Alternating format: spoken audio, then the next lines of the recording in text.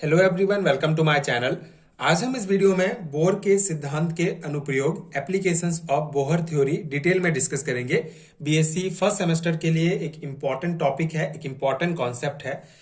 पिछले वीडियो में हमने बोहर्स एटॉमिक मॉडल डिटेल में डिस्कस किया है। अगर आपने वीडियो नहीं देखा है तो आपको चैनल के प्लेलिस्ट में मिल जाएगा, आप चेक कर सकते हैं। वहां आपको atomic structure and periodic properties unit के सभी वीडियोस एक एक करके मिल जाएंगे। आप प्लेलिस्ट चेक कर सकते हैं। बोर का सिद्धांत क्या था, बोहर्स का एटॉमिक मॉडल क्या था, उसके जो इंपॉर्टेंट पॉस्टुलेट है पिछले वीडियो में हमने देखा। जैसे कि यहाँ पे आप डायग्राम में देख सकते हैं। बेसिकली बोहर्स ने प्लैंक के क्वांटम सिद्धांत के आधार पर अपना मॉडल दिया था, जिसमें उन्होंने कुछ इंपॉर्टेंट पॉस्टुलेट दिए थे। उन्होंने बताया था कि नाभिक के चारों ओर एक वृत्ताकार पथ पर इलेक्ट्रॉन घूमते रहते हैं, जिसे कक्षा कहा जाता है। उन्होंने जो सेल्स हैं उसको के एल एम एन या फिर 1 2 3 4 से नामकरण किया था, जिसे ऊर्जा स्तर या ऊर्जा कोष भी कहा जाता है। इसके अलावा उन्होंने बताया था कि निश्चित ऊर्जा स्तरों पर ऊर्जा कोष में जो इलेक्ट्रॉन घूमते हैं उसकी ऊर्जा जो है निश्चित होती है। इसी प्रकार कोणीय संवेग के संबंध में भी बोर ने बताया था अपने बोहर्स के एटॉमिक मॉडल में, ठीक है, अपने एटॉमिक मॉडल में। तो ये कुछ बेसिक कॉन्सेप्ट हैं, पिछले वीडियो में हमने डिस्कस किया था। आप वीडियो देख सकते हैं, डिटेल कॉन्सेप्ट समझ सकते हैं। आज हम इस वीडियो में बोहर्स जो मॉडल था उसके जो इंपॉर्टेंट एप्लीकेशंस हैं उसको डिटेल में डिस्कस करेंगे। बोर का सिद्धांत एक इलेक्ट्रॉन वाले परमाणुओं अथवा आयनों जैसे कि हाइड्रोजन, हीलियम, लिथियम आदि पर सफलतापूर्वक लागू होता है। बेसिकली हमने इसका लिमिटेशंस भी डिस्कस किया था। तो लिमिटेशंस ने हमने देखा था लिमिटेशन में कि जो बोर का सिद्धांत है वो केवल एक इलेक्ट्रॉन वाले परमाणु जैसे कि हमारा हाइड्रोजन हो गया या फिर आयनित हीलियम या द्वि आयनित लिथियम, इन सब पर ही लागू होता है। जो ज्यादा इलेक्ट्रॉन वाले जो परमाणु होते हैं उस पर ये बोर का सिद्धांत लागू नहीं होता है। अतः इसकी सहायता से, बोर के एटॉमिक मॉडल की सहायता से बोर कक्षा की त्रिज्या, इलेक्ट्रॉन की ऊर्जा व रिडबर्ग नियतांक आदि की गणना की जा सकती है। ठीक है, तो ये कुछ इंपॉर्टेंट एप्लीकेशंस हैं। बेसिकली हम यहाँ पे 4 इंपॉर्टेंट एप्लीकेशन एक एक करके डिटेल में डिस्कस करेंगे कि बोर के एटॉमिक मॉडल के द्वारा किस प्रकार से बोहर्स ऑर्बिट का रेडियस निकाल सकते हैं एंड किस प्रकार से इलेक्ट्रॉन्स की एनर्जी हम निकाल सकते हैं। इसके अलावा आयनाइजेशन एनर्जी निकालना व हाइड्रोजन स्पेक्ट्रम के में संभावित रेखाओं की गणना करना, ये 4 इंपॉर्टेंट एप्लीकेशंस हैं। तो एक एक करके देखते हैं। बेसिकली ये जो है डेरिवेटिव्स फॉर्म में आपको मिलेंगे, मतलब कुछ इंपॉर्टेंट फॉर्मूला हैं जिसकी सहायता से हम निकाल सकते हैं। तो आपको ये फॉर्मूला याद करना पड़ेगा। जैसे पहला एप्लीकेशन है हमारा बोर कक्ष की त्रिज्या, रेडी ऑफ बोहर्स ऑर्बिट्स। ठीक है, बोर के सिद्धांत के आधार पर बोर कक्ष की त्रिज्या आर को ज्ञात करने के लिए निम्न व्यंजक डेरिवेटिव दिया गया था। ठीक है, तो बोर कक्ष की त्रिज्या मतलब जो ऑर्बिट होता है, ठीक है, ये जो हमारा इसे ऑर्बिट कहा जाता है जिसमें इलेक्ट्रॉन घूमते रहते हैं। बीच में तो हमारा न्यूक्लियस प्रेजेंट होता है और बाहर में ये ऑर्बिट होता है जिसमें जिसमें इलेक्ट्रॉन प्रेजेंट होते हैं और ये घूमते रहते हैं। तो ये जो ऑर्बिट की त्रिज्या है, मतलब न्यूक्लियस से इसकी जो दूरी है, जो त्रिज्या है, उसको हम कैसे ज्ञात कर सकते हैं? तो उसको हम बोहर्स के थ्योरी के द्वारा ज्ञात कर सकते हैं। मतलब इसके लिए जो बोर थे उन्होंने एक डेरिवेटिव दिया था। ठीक है, आप इसको सुधारेंगे, ये व्यंजन नहीं व्यंजक होगा। ठीक है, सॉरी मिस्टेक हो गया था। उन्होंने जो है एक डेरिवेटिव दिया था, एक व्यंजक दिया था, एक फॉर्मूला दिया था किसी भी ऑर्बिट का रेडियस निकालने के लिए। तो फॉर्मूला था R equal to n square h square upon 4 pi square m z e square होता है। ठीक है, जहां पे n क्या होता है? कक्ष की संख्या। कक्ष की संख्या मतलब कौन सा उसका सेल है। h होता है प्लांक कांस्टेंट, जिसका मान होता है 6.626 इंटू 10 टू दी पावर -27 अर्ग सेकंड में दिया गया है। इसके अलावा पाई का मान होता है 22/7 जो होता है 3.14।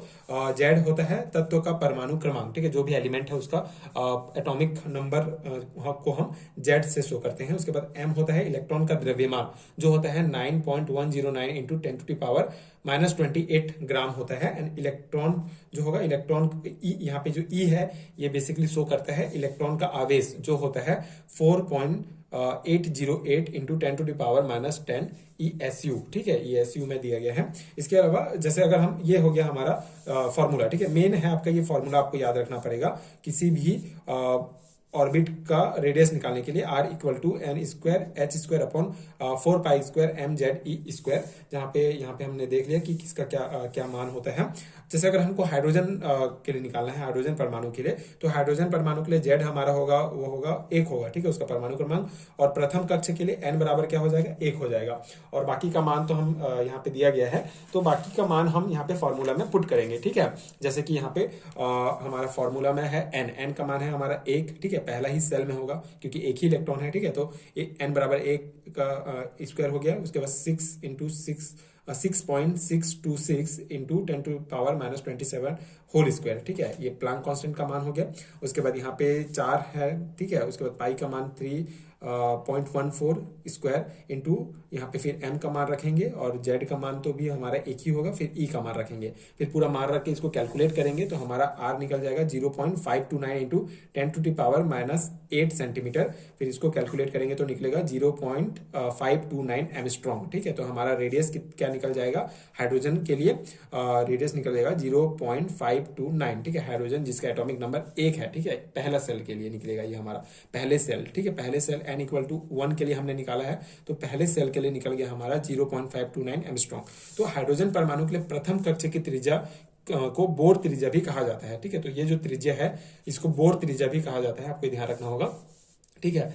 बोर त्रिज्या भी कहते हैं, इसका मान 0.529 एमस्ट्रॉन्ग होता है। इस प्रकार अन्य कक्षों की त्रिज्या निम्न सूत्र से ज्ञात की जा सकती है। एक शॉर्ट फिर यहाँ पे सूत्र दिया गया है जिसकी सहायता से हम निकाल सकते हैं।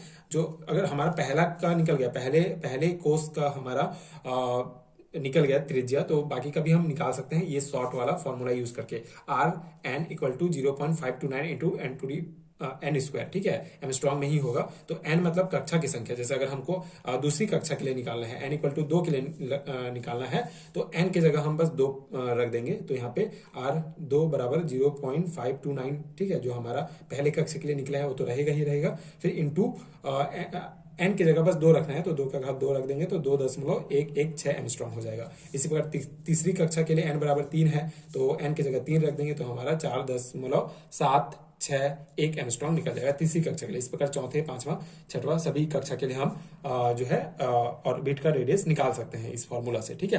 तो ये सिंपल सा कॉन्सेप्ट था, सिंपल सा डेरिवेटिव था। आई होप आपको समझ में आ गया होगा। इस प्रकार से आप बोहर्स के एटॉमिक मॉडल को यूज करके बोहर ऑर्बिट्स का रेडियस निकाल सकते हैं, ठीक है। तो ये पहला एप्लीकेशन हो गया। इसी प्रकार सेकेंड हमारा एप्लीकेशन है इलेक्ट्रॉन की ऊर्जा, एनर्जी ऑफ इलेक्ट्रॉन।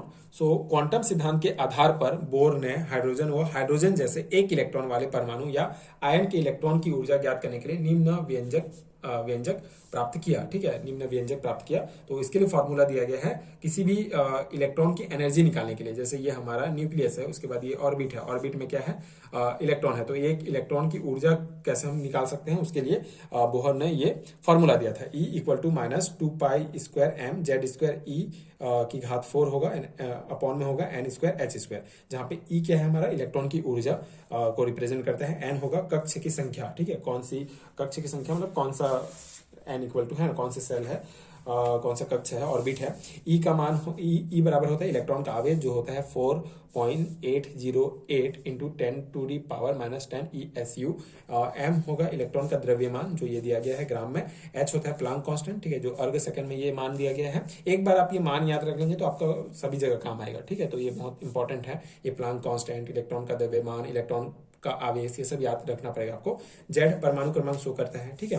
तो इस प्रकार इलेक्ट्रॉन की कुल ऊर्जा उपरोक्त सूत्र से ज्ञात कर लेते हैं, ठीक है। मतलब सभी मान अगर हम रखेंगे तो हमारा निकल जाएगा। जैसे हाइड्रोजन परमाणु के प्रथम कक्षा के लिए अगर हम यहाँ पे जेड का मान 1 रखेंगे, एन का मान 1 रखेंगे, तो हमारा इलेक्ट्रॉन की कुल ऊर्जा निकलेगा प्रति परमाणु -13.6 इलेक्ट्रॉन वोल्ट निकलेगा, ठीक है। अगर हम हाइड्रोजन की प्रथम कक्षा के लिए निकालेंगे तो अब ये प्रथम कक्षा के लिए निकल गया, तो हम बाकी के लिए भी निकाल सकते हैं। तो हाइड्रोजन परमाणु के विभिन्न ऊर्जा स्तरों के लिए निम्न ऊर्जा सूत्र को सरलीकरण रूप में प्रयोग किया जाता है, ठीक है। बार बार आपको ये पूरा मान रखना नहीं पड़ेगा। एक बार आपको पहला वाला पता है तो आपको दूसरा तीसरा कक्षा ऑर्बिट का अगर पूछा जाता है, दूसरे तीसरे ऑर्बिट में जो इलेक्ट्रॉन है उनकी एनर्जी अगर पूछा जाता है तो आप इजीली निकाल सकते हैं। पहला का तो आपको पता चल गया, दूसरा का निकालना है जैसे मान लो तो ये फॉर्मूला यूज करेंगे E N equal to E upon N square, जहां एन क्या है कक्ष की संख्या। अगर जैसे कि दूसरी कक्षा के लिए हमको इलेक्ट्रॉन की ऊर्जा निकालना है तो E2 equal to -13.6 electron volt हो जाएगा हमारा, ई का मान जो हमने निकाला था, ठीक है,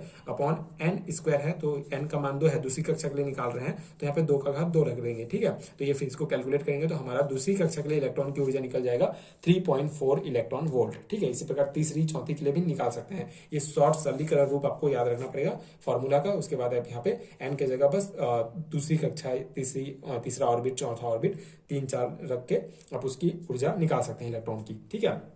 तो ये हो गया हमारा दो इंपॉर्टेंट एप्लीकेशन। तीसरा एप्लीकेशन है हाइड्रोजन की आयनन ऊर्जा, आयनाइजेशन एनर्जी की गणना। आयनाइजेशन एनर्जी की गणना कैसे कर सकते हैं? बोहर्स एटॉमिक मॉडल को यूज करके।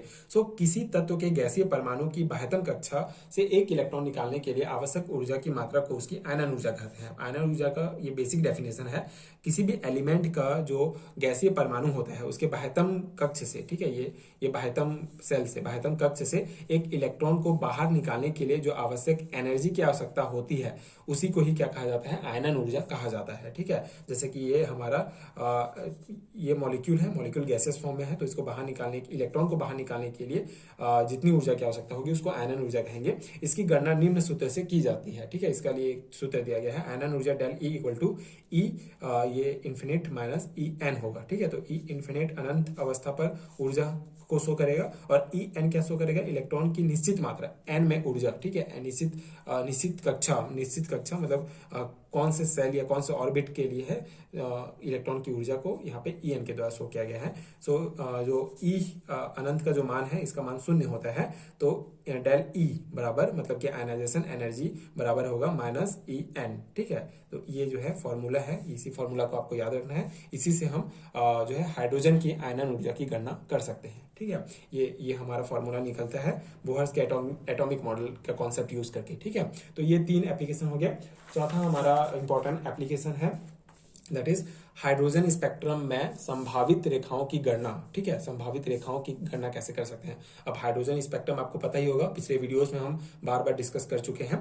बहुत बेसिक सा कॉन्सेप्ट है, जैसे अगर कोई भी इलेक्ट्रॉन ये लोअर एनर्जी लेवल में है, ठीक है, ये इलेक्ट्रॉन है, इसको कुछ अगर एक्सटर्नल एनर्जी प्राप्त होता है तो ये हायर एनर्जी लेवल में चला जाता है। ठीक है, हायर एनर्जी लेवल में चला गया, उसके बाद ये हायर एनर्जी लेवल में ज़्यादा टाइम तक रुकता नहीं है, यहाँ से फिर इसको वापस आना है कुछ समय बाद, जैसे 10 की घात 8 सेकंड के बाद ये फिर वापस आ जाता है। तो वापस आते टाइम ये कुछ ऊर्जा उत्सर्जित करता है इलेक्ट्रोमैग्नेटिक रेडिएशन के फॉर्म में। ठीक है, तो ये जो इलेक्ट्रोमैग्नेटिक रेडिएशन के फॉर्म में ऊर्जा उत्सर्जित करता है इसी को ही हाइड्रोजन स्पेक्ट्रम कहा जाता है। ठीक है, तो हाइड्रोजन परमाणु में जब इलेक्ट्रॉन N2 कक्षा से N1 कक्षा में जाता है तो उसके स्पेक्ट्रम में संभावित रेखाओं की संख्या अग्र प्रकार ज्ञात कर सकते हैं। अब जैसे N2 से N1 में जाता है, मतलब N2 है ये और N1 है, तो N1 से N2 में गया, उसके बाद N2 से फिर N1 में वापस आएगा। तो वापस आते टाइम जो संभावित रेखा है स्पेक्ट्रम की, जितने भी रेखाएं जो हमको प्राप्त होती हैं उसको ज्ञात करने के लिए सूत्र दिया गया है। उसका सूत्र होता है संभावित रेखाओं की संख्या कैसे ज्ञात करेंगे? Sum of N2 minus N1 equal to sum of del N। ठीक है, संभावित रेखाओं मतलब डेल N इक्वल टू हो जाएगा N2 minus N1 some of. ठीक है, जैसे कि उदाहरण में अगर हम देखें तो माना कि हाइड्रोजन का इलेक्ट्रॉन N4 से N1 में कूदता है। ठीक है, N4 से N1 में कूदता है, तो संभावित रेखाओं की संख्या मतलब N के जगह हमको रख देना है, मतलब N2 माइनस N1 देखेंगे तो N4 से N1 में जा रहा है, तो यहाँ पे क्या हो जाएगा? 4 माइनस 1 हो जाएगा। ठीक है, तो सम ऑफ तो रहेगा ही आपका, उसके बाद ये 3 रहेगा, 4 में 1 जाएगा तो 3 बच जाएगा। अब इसको सॉल्व कैसे करेंगे? सम ऑफ को हटाते हैं, ये वाला जो सिग्मा का साइन को हटाते हैं, तो 3 धन 2 धन 1 हो जाएगा। जैसे अगर यहाँ पे मान लो सम ऑफ 4 रहता तो हमारा हो जाता 4 धन 3 धन 2 धन 1। ठीक है, ये सिंपल सा कॉन्सेप्ट है। तो यहाँ से ये फिर इसको हम निकालेंगे तो ये 6 हो जाएगा, मतलब 6 अगर कोई भी इलेक्ट्रॉन N4 से N1 में आता है तो 6 स्पेक्ट्रमी रेखाएं हमको प्राप्त होती हैं, जो इस फॉर्मूला से हम निकाल सकते हैं। ठीक है, तो ये एक इंपॉर्टेंट कॉन्सेप्ट है। तो ये चारों जो जितने भी एप्लीकेशन हमने डिस्कस किए सभी इंपॉर्टेंट हैं, इंडिविजुअल क्वेश्चन में भी आपको पूछे जा सकते हैं, बहुत इंपॉर्टेंट कॉन्सेप्ट है, तो आपको ध्यान रखना है। आई होप कि आपको समझ में आ गया होगा एंड ये नोट्स आपके एग्जाम प्रिपरेशन के लिए हेल्पफुल रहा होगा। ये जो नोट्स है प्रॉपर BSc सेमेस्टर एग्जाम्स के लिए बनाया गया है, नेशनल एजुकेशन पॉलिसी के अकॉर्डिंग जो नया सिलेबस प्रोवाइड किया गया है सेमेस्टर एग्जाम्स के लिए, उसी के लिए ये कंप्लीट नोट्स है। आई होप कि आपके लिए हेल्पफुल हो आपके एग्जाम प्रिपरेशन के लिए। अगर आपको हैरिटन नोट चाहिए आपके BSc सेमेस्टर एग्जाम के प्रिपरेशन के लिए, हिंदी मीडियम या इंग्लिश मीडियम के लिए, तो नीचे आपको डिस्क्रिप्शन बॉक्स में लिंक मिलेगा, आप चेक कर सकते हैं PDF स्टोर का, वहां से आप पेड हैरिटन नोट्स डाउनलोड कर सकते हैं, जिसमें सिलेबस के अकॉर्डिंग कंप्लीट टॉपिक कवर किया गया है। नोट्स में आपको सभी टॉपिक्स डिटेल में मिलेंगे, आप जस्ट प्रिंट निकालेंगे एंड उसको तैयारी कर सकते हैं, तो आपके लिए काफी हेल्पफुल होगा, टाइम आपका बचत होगा। अदरवाइज आप वीडियोस देख के अपना नोट्स खुद भी बना सकते हैं, बट अगर आपके पास टाइम की कमी है या आप नोट्स नहीं बनाना चाहते तो आप पेड हैरिटन नोट्स लेके भी अपनी एग्जाम की तैयारी कर सकते हैं। तो हैरिटन नोट्स के लिए आप डिस्क्रिप्शन बॉक्स चेक कर सकते हैं, वहां आपको PDF स्टोर का लिंक मिल जाएगा। एंड अगर आपको और वीडियोस देखने हैं तो चैनल के प्लेलिस्ट में आप चेक कीजिए, एंड आगे के वीडियोस देखने के लिए चैनल के साथ जुड़े रहिए। Thank you so much for watching.